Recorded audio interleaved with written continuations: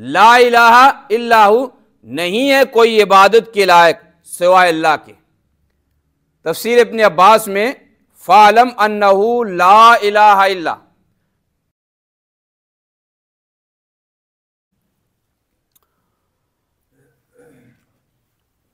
صفحہ 358 آیت نمبر 82، 20واں سپارہ۔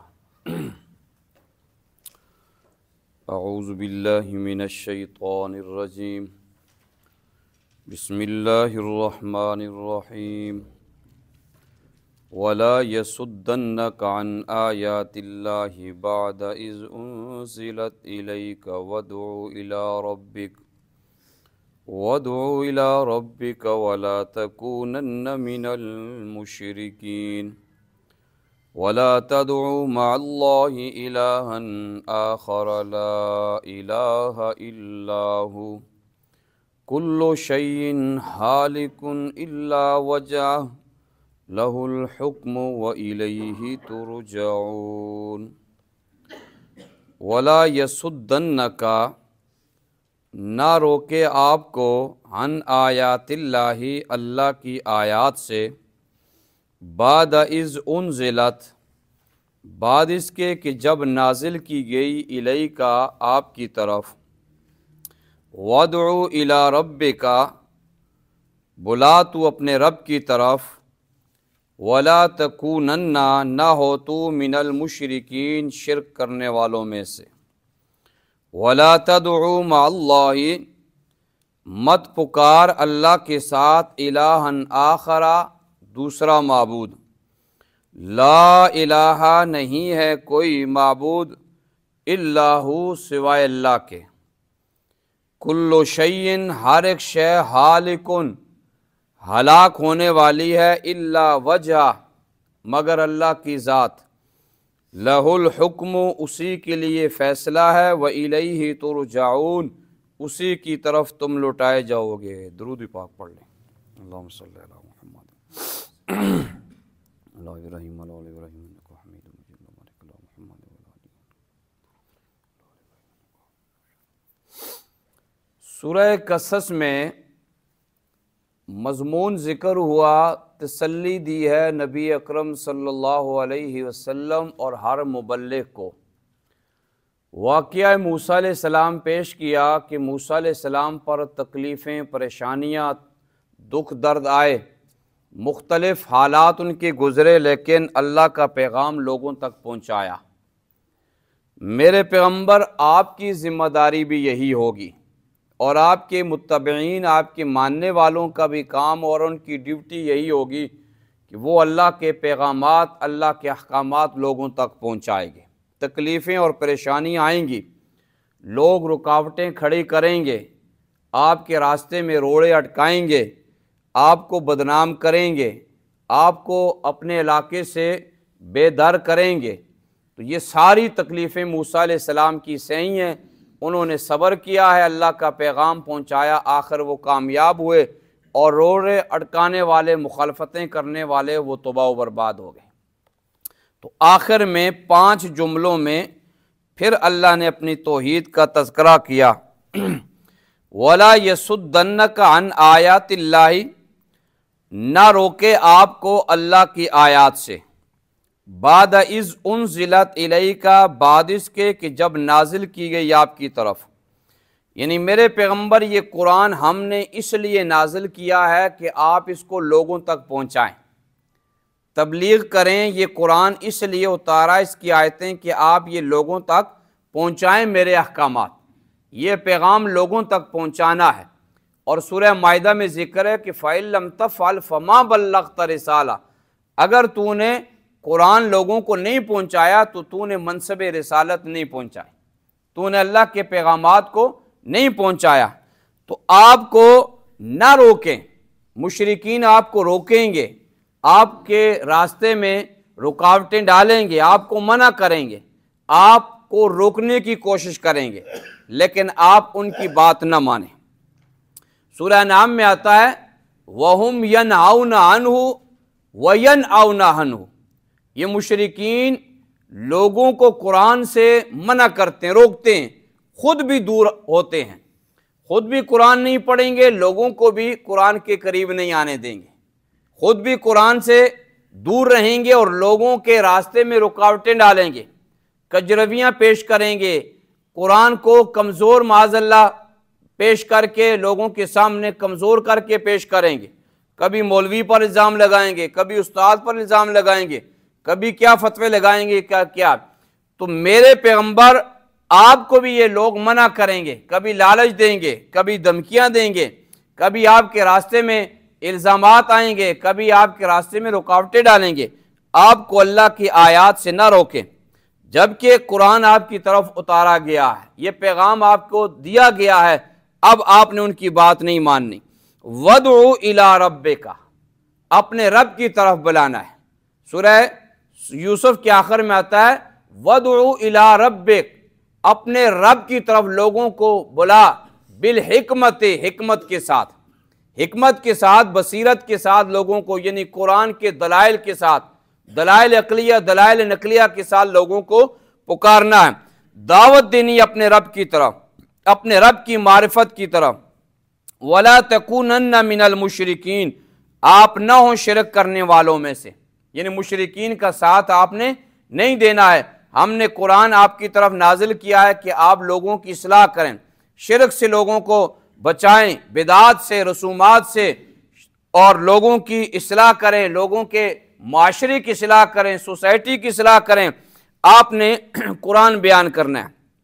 وَلَا تَدْعُوا مَعَ اللَّهِ إِلَٰهًا آخَرَ، مت پکار اللہ کے ساتھ کوئی دوسرا معبود ہو۔ یہ نفی شرک فی التصرف کا ذکر ہے کہ اللہ کے ساتھ کوئی دوسرا معبود مت پکار، اللہ کے ساتھ کوئی الہ نہیں ہے۔ لا الہ الا ہو، لا الہ الا ہو، نہیں ہے کوئی عبادت کے لائق سوائے اللہ کے۔ تفسیر ابن عباس میں فَعْلَمْ أَنَّهُ لَا إِلَٰهَ إِلَّا، سورہ محمد میں آتا ہے، اس آیت کے زمرے میں لکھا ہے کہ الہ کا معنی لا الہ لا ضار الا ہو، لا الہ لا نافع الا ہو، لا الہ لا موتی الا ہو، لا الہ لا مانع الا ہو، لا معز الا ہو، لا مذل الا ہو۔ الہ کا معنی یہ نہیں کہ صرف معبود، عزت دینے والا، ذلت دینے والا، عطا کرنے والا، روکنے والا، دینے والا، روکنے والا، یہ بہت سے معنی اس کے آتے ہیں۔ کوئی الہ نہیں، کوئی عبادت کے لائق نہیں، کوئی پکار کے لائق نہیں سوائے اللہ کے۔ یہ 5 جملوں میں اللہ نے اپنی توحید کا ذکر کیا۔ وَادْعُ إِلَىٰ رَبِّكَ وَلَا تَكُونَنَّ مِنَ الْمُشْرِكِينَ وَلَا تَدْعُ مَعَ اللَّهِ إِلَٰهًا آخَرَ لَا إِلَٰهَ إِلَّا هُوَ كُلُّ شَيْءٍ هَالِكٌ إِلَّا وَجْهَهُ، كُلُّ شَيْءٍ هَالِكٌ، ہر ایک شے ہلاک ہونے والی ہے، الا وجہ، مگر اللہ کی ذات۔ اس کا کیا معنی؟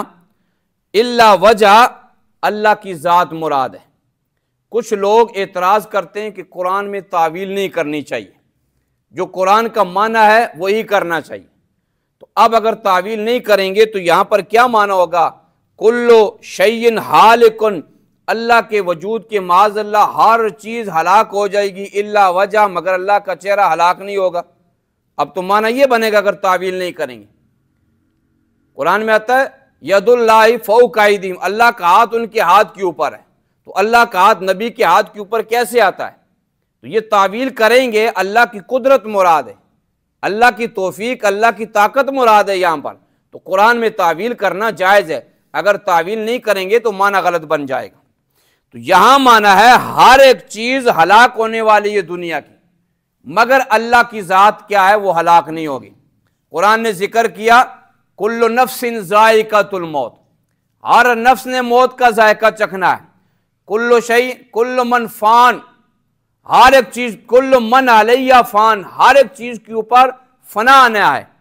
اور کل شیء ہالکن، ہر ایک شے، یعنی زندہ چیز ہو، زیرو چیز ہو، جمادات ہو، نباتات ہو، یا کوئی بھی شے ہو، ہر ایک شے نے فنا ہونا ہے۔ اگر فنا نہیں آنا ہے تو صرف اللہ کی ذات کے اوپر نہیں آنا ہے۔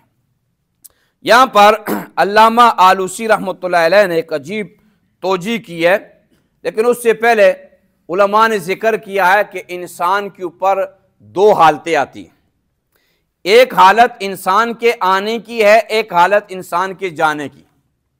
انسان جب آتا ہے دنیا میں روتے ہوئے آتا ہے، چلاتے ہوئے، اور جب جاتا ہے تو چلاتے ہوئے جاتا ہے۔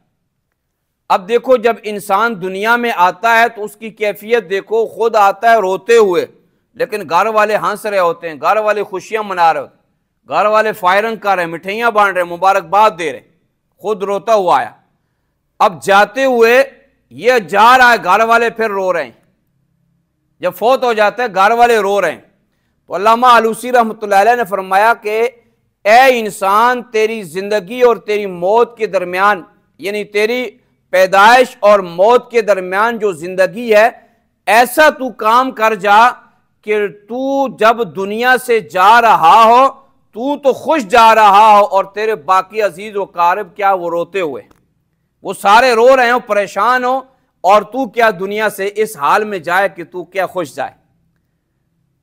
حضرت بلال رضی اللہ تعالیٰ عنہ جب ان کی موت کا وقت آیا، غشی طاری ہوئی، اور کیا ہے وہ غشی میں بیوی پاس بیٹھی ہوئی رو رہی ہے، میرا سرتاج، ان کے لیے تو سرتاج ہی تھے، اب دنیا سے جا رہے، ان کو افاقہ آتا دیکھتے بیوی رو رہی، پھر وہ کیا ہے بے ہوش ہو جاتے ہیں، پھر اٹھتے دیکھتے ہیں بیوی رو رہی۔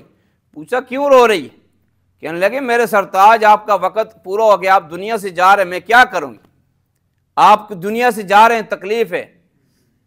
تو حضرت بلال رضی اللہ تعالیٰ نے فرمایا تجھے خوش ہونا چاہیے، میں نے امیہ کی تکلیفیں برداشت کی، میں نے اپنے سینے پہ پتھر برداشت کیے، میں نے ماریں برداشت کیے، آج تو میری اجرت کا دن ہے، آج تو مجھے مزدوری ملنے والی، اپنے نبی کے ساتھ ملاقات کرنے والی، اپنے رب کے حضور پیش ہونے والا ہوں، آج تو میری خوشی کا دن۔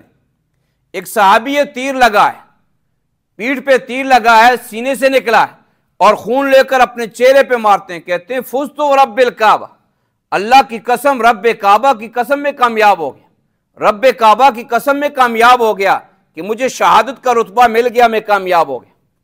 تو صحابہ کرام کیا ہے وہ جاتے تھے، اور قرآن نے اسی کو کہا الذین تتوفاہم الملائکۃ طیبین، کہ مسلمان کے اوپر، مومن کے اوپر جو موت آتی ہے وہ پاکیزہ موت آتی ہے۔